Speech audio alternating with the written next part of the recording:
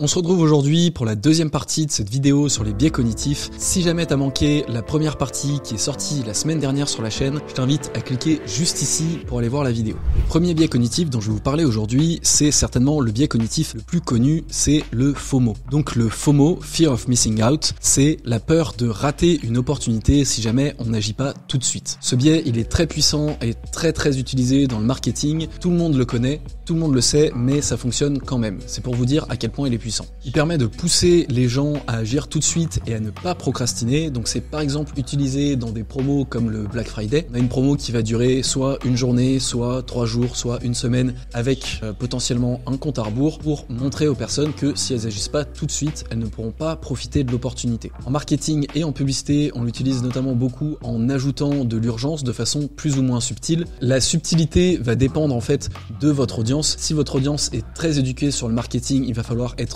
beaucoup plus subtil, mettre un énorme compte à rebours sur la page de vente avec des mentions type stock très limité, attention dernier en vente ou des choses comme ça, ça va pas très bien marcher. Par contre, si votre audience est pas très éduquée sur le marketing, ça peut toujours fonctionner. Pour utiliser ce biais cognitif, vous pouvez faire des offres qui sont limitées dans le temps. Attention, il faut qu'elles soient vraiment limitées dans le temps. Il faut pas non plus prendre les gens pour des cons avec des faux comptes à rebours parce que ça va fonctionner sur le très court terme, mais au bout de quelques semaines, les gens vont se rendre compte de l'arnaque et ça va pas fonctionner. Ensuite, on a aussi le fait d'avoir des stocks limités. Donc ça, pareil, il faut vraiment avoir des stocks limités pour que ça fonctionne et il faut l'afficher d'une façon qui soit plus ou moins subtile. Si vous voulez être subtil, plutôt que de marquer en gros stock limité ou plus que 3 en stock par exemple, vous allez mettre énormément de variantes sur votre produit. Donc par exemple, si vous vendez des vêtements, vous allez mettre le même pull mais d'une couleur différente et vous allez mettre ces variantes en out of stock. Elles sont plus disponibles, ça veut dire qu'il y a une grosse demande sur ce produit, la couleur que je veux,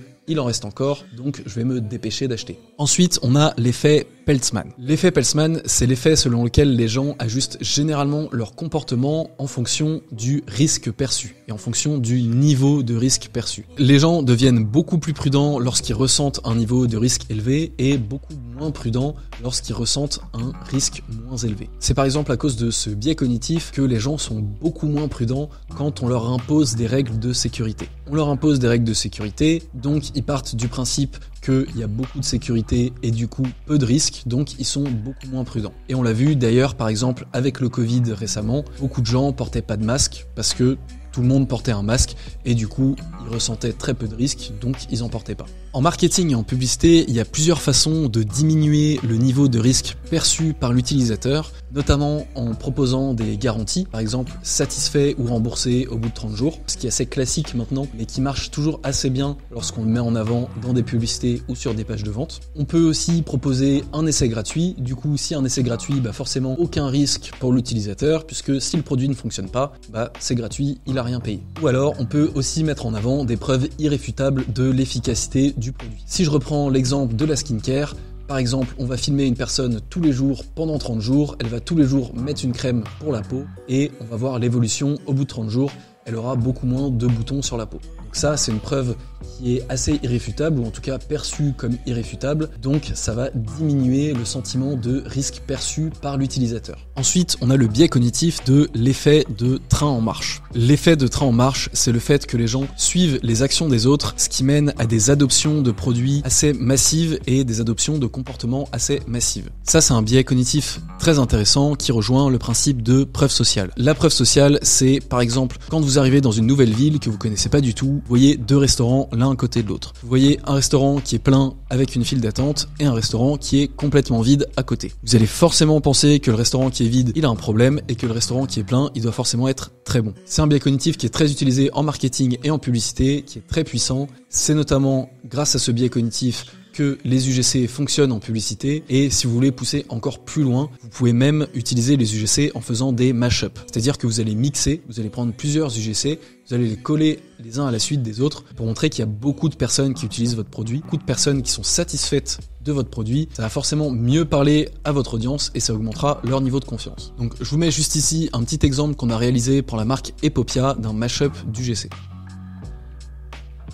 Ensuite, on a le biais cognitif de l'identification. Le biais de l'identification, c'est le fait tout simplement de s'identifier à une personne, à ses problèmes et aux solutions utilisées. Donc là, c'est un biais cognitif qui est utilisé dans à peu près toutes les publicités. C'est pour ça notamment que quand vous faites des UGC ou quand vous faites des publicités, vous allez mettre en scène des personnes qui ressemblent à votre persona pour que votre persona puisse s'identifier beaucoup plus facilement. Ensuite, vous allez insister sur les problèmes qu'ont votre audience, qu'a votre persona, et vous allez les résoudre grâce à votre produit. Les personnes vont forcément s'identifier au problème et ensuite s'identifier à la solution. Comment on fait pour utiliser ce biais cognitif en publicité? Il faut absolument connaître votre persona. Je le répète encore une fois parce que c'est super important. Il faut vraiment analyser les avis clients, analyser tout ce que vous avez sur votre persona, les performances de vos publicités. Comme ça, vous pourrez savoir exactement qui sont vos clients, à quoi est-ce qu'ils sont sensibles, quels sont réellement leurs problèmes. Et à partir de là, vous pourrez utiliser le biais d'identification dans toutes vos publicités. Le biais cognitif suivant, c'est le biais du faux consensus. Le faux consensus, c'est la tendance qu'on a à surestimer le consensus qu'on peut avoir avec les autres. On a tendance à penser que les gens sont plus d'accord avec nous que ce qu'ils ne sont réellement. Donc si on nous dit quelque chose avec lequel on est d'accord et qu'on le fait passer pour une pensée dominante, ça va marcher. On va penser que ce discours est réellement la pensée dominante alors que pas forcément. Je reprends l'exemple de la télévision, des informations et de l'écologie. Si on regarde un média orienté qui va parler d'écologie, on va avoir tendance à penser que tout le monde pense que l'écologie c'est important. Pareil sur les opinions politiques, quand on suit des personnes sur les réseaux sociaux qui ont les mêmes opinions politiques que nous, ça nous paraît évident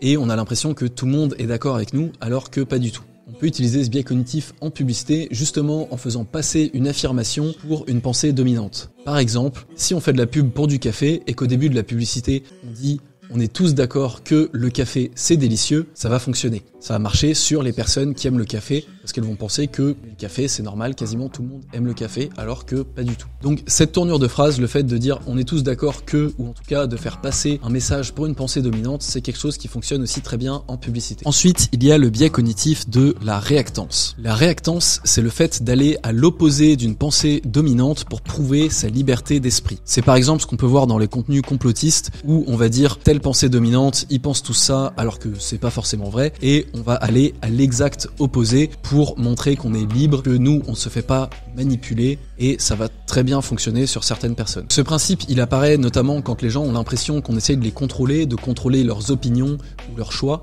Ils vont du coup vouloir absolument se démarquer et faire l'inverse de ce qu'on essaye de leur faire faire. Et c'est d'ailleurs exactement ce biais cognitif qui intervient quand une personne vous dit ouais mais la pub ça marche pas sur moi, moi je connais, je me fais pas avoir, j'ai jamais rien acheté à cause d'une pub. C'est faux. Tout le monde a déjà acheté à cause d'une pub et si tu penses que c'est pas ton cas, tu te mens à toi-même. Maintenant, comment est-ce qu'on fait pour utiliser ce biais cognitif en marketing et en publicité alors justement que ce biais cognitif pousse à penser à certaines personnes que la publicité n'a pas d'impact? Le but ici, ça va être de présenter un acteur ou quelque chose qui essaye de limiter le libre arbitre et de contrôler la pensée et les choix de votre audience. Donc ça peut être par exemple les médias, des lobbies, les politiques, des influenceurs par exemple, et vous allez mettre en avant ces personnes-là en disant les médias vous disent que, les politiques vous disent que, et ensuite alors que en fait avec cette structure-là du type un tel vous dit que alors que, vous allez activer ce biais cognitif de la réactance et ça peut être très puissant aussi en marketing.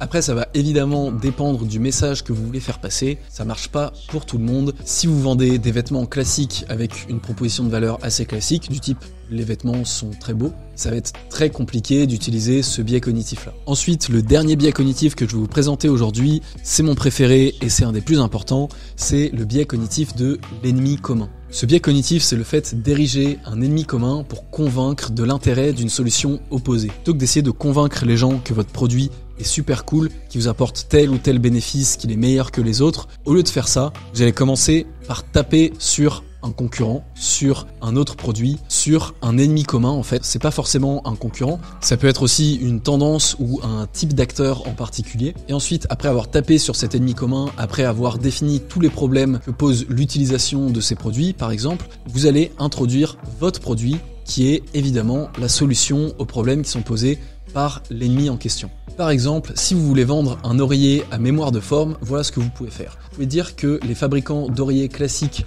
vendent des oreillers en vous disant que c'est la même chose, qui fonctionne très bien, que vous allez très bien dormir avec, alors que pas du tout, parce qu'ils vont vous provoquer des douleurs de cou, des douleurs de dos, que vous allez mal dormir et que tous vos problèmes vont être liés à votre sommeil. Ensuite, une fois que vous avez bien tapé sur les fabricants d'oreillers classiques, vous pouvez introduire votre oreiller qui, par miracle, résout tous ces problèmes parce que c'est un oreiller à mémoire de forme. Ce biais cognitif, il fonctionne extrêmement bien. Vous pouvez l'utiliser à toutes les sauces et c'est notamment la marque 900 Care qui l'utilise très bien en France avec des formats fondateurs où ils tapent sur les fabricants de gel douche classique, de dentifrice classique, etc., etc. Si le contenu t'a plu, je t'invite comme d'habitude à lâcher un like, un commentaire et à t'abonner à la chaîne. Tu connais la chanson, ça m'aide énormément à faire vivre la chaîne et à continuer de te proposer du contenu de qualité sur YouTube. Si le contenu de la chaîne te plaît, je t'invite à aller regarder ma précédente vidéo qui s'affiche juste là et d'ici là, je te dis à la semaine prochaine.